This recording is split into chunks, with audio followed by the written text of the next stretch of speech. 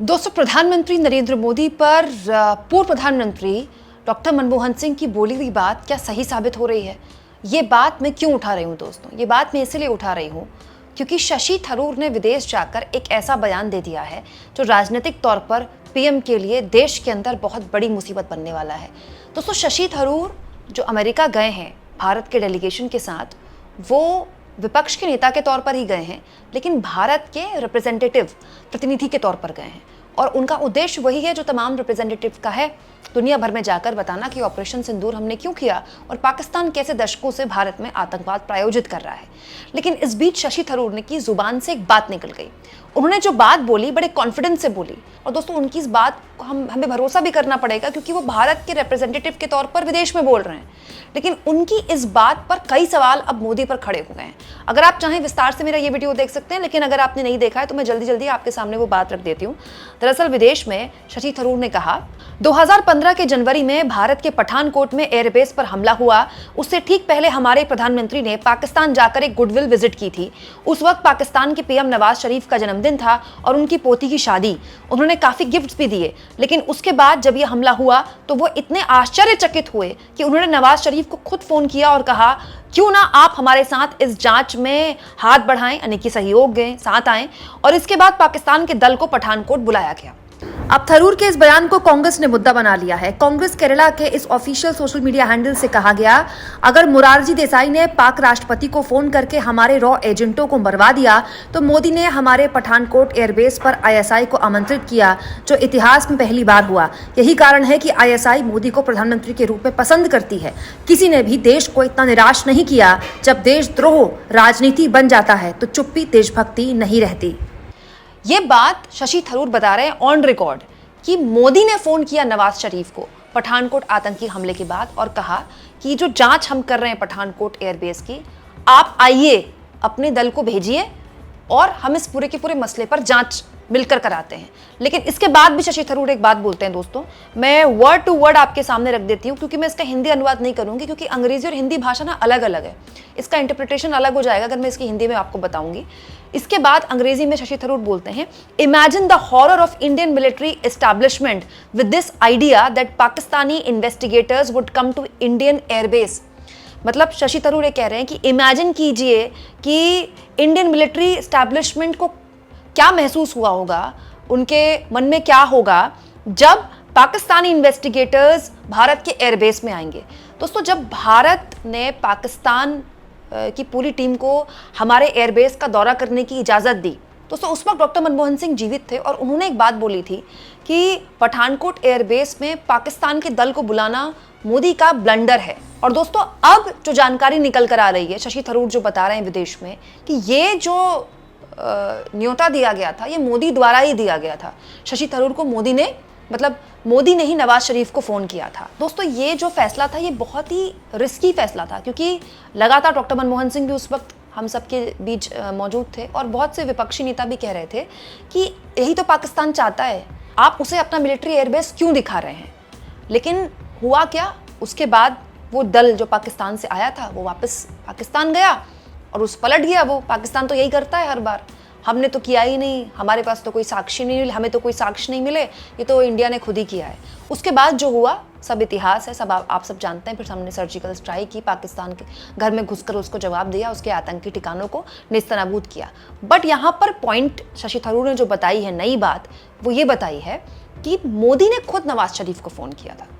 अब दोस्तों, ये कैसा बयान है जो राजनीतिक तौर पर देश के अंदर मोदी के लिए बवाल खड़ा कर देगा। क्यों? क्योंकि अभी एस जयशंकर का बयान आया था। एस जयशंकर ने भी ऑपरेशन सिंदूर को लेकर बयान दे दिया। At the start of operation की शुरुआत में हमने पाकिस्तान को बताया था। हालांकि बाद में विदेश मंत्रालय की तरफ से बयान जारी करके कहा गया कि नहीं, ऑपरेशन की शुरुआत में नहीं बताया गया, ऑपरेशन के अंत में बताया गया। लेकिन एस जयशंकर की अंग्रेजी की समझ तो बहुत अच्छी है, उनकी अंग्रेजी की बड़ी तारीफें होती हैं। तो लोग अब ये सवाल पूछ रहे हैं कि इतनी बड़ी गलती एस जयशंकर कैसे कर सकते हैं ये बोलकर।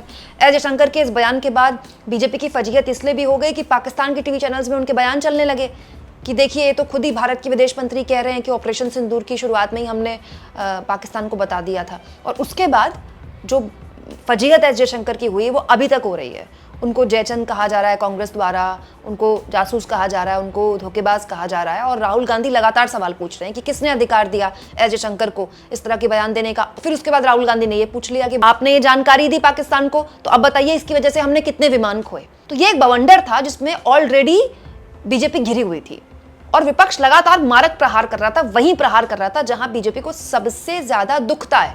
और अब शशि थरूर ने नया बयान दे दिया। शशि थरूर ने कह दिया कि नवाज शरीफ को मोदी ने खुद फोन किया था। हालांकि दोस्तों, हालांकि ये बात सच है कि जब पठानकोट एयरबेस पर आतंकी हमला हुआ तो पाकिस्तान का जो दल है वो मुंह उठा के ऐसे तो भारत नहीं आ जाएगा। प्रस्ताव उन्होंने दिया हो या हमने दिया हो, हमारी स्वीकृति तो होगी ही ना, तभी तो वो आए। और जब स्वीकृति हुई हमारी, उसी को लेकर उस वक्त तमाम जो लोग थे उन्होंने सवाल उठाए थे।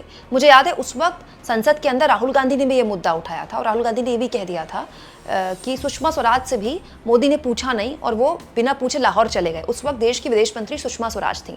तो स्वर्गीय सुषमा स्वराज ने बाद में मीडिया के आगे ये बात बताई थी कि राहुल गांधी गलत कोट कर रहे हैं उन्हें।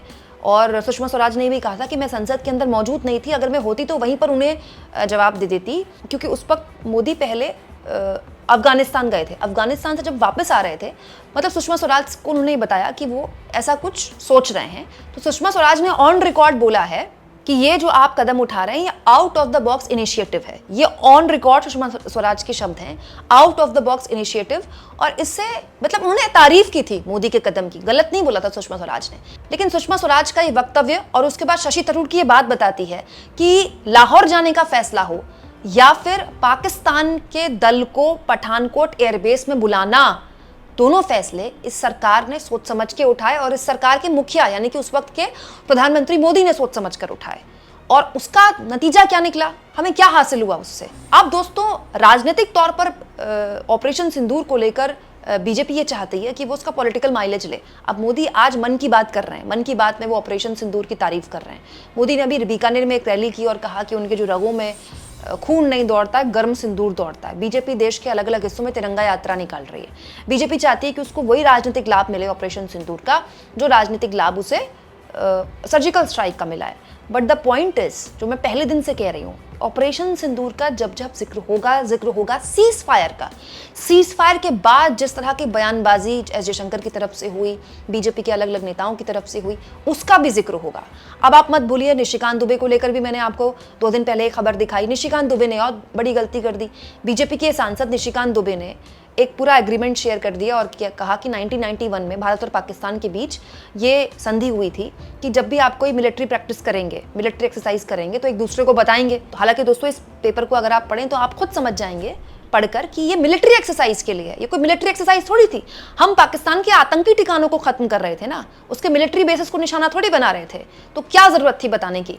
लेकिन ये बात बोलकर निशिकांत दुबे ने अपनी सरकार को फंसा दिया, ये कहते हुए कि मतलब वो एक स्वीकार कर रहे हैं कि एस जयशंकर जो बात बोल रहे हैं वो सही बोल रहे हैं।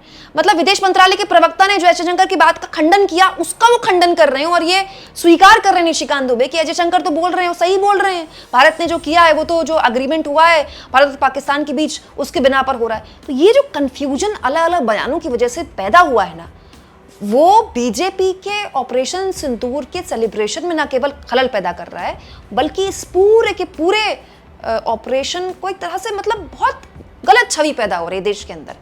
भाई, देश को क्या इस बात को जानने का अधिकार नहीं है कि क्या शशि थरूर सही बोल रहे हैं? क्योंकि शशि थरूर विपक्ष के नेता के तौर पर नहीं गए हैं ना वहाँ। शशि थरूर पूरी दुनिया को ये बताने के लिए गए हैं कि भारत किस तरह से, भारत पर एक तरह से हमला हुआ। और सच्चाई है दोस्तों कि हमसे ज़्यादा आतंकवाद के जख्म किसी दुनिया के मुल्क ने नहीं झेले हैं। 30 साल से हम पाकिस्तान की हरकतों को झेल रहे हैं। कहाँ हमने, हमारे शहरों में आतंकी हमले हुए, हमारी संसद में आतंकी हमला हुआ। मतलब किस लेवल पर हमारे देश की जनता इन आतंकी हमलों को झेल कर अजीज आ चुकी है, परेशान हो चुकी है, ये मुझे आपको बताने की जरूरत नहीं है। But the point is, operation Sindoor का जो सेलिब्रेशन देश के अंदर होना चाहिए और जो बीजेपी एक्सपेक्ट कर रही है वो कैसे होगा, और उसके नेता ऐसे ऐसे बयान देंगे। आपको क्या लगता है दोस्तों? कमेंट बॉक्स में जरूर लिखें और जितना हो सके चैनल को शेयर करें, सब्सक्राइब करें और थैंक्स और ज्वाइन के ऑप्शन से अगर आप चाहें दोस्तों तो आर्थिक मदद भी चैनल की जरूर करें।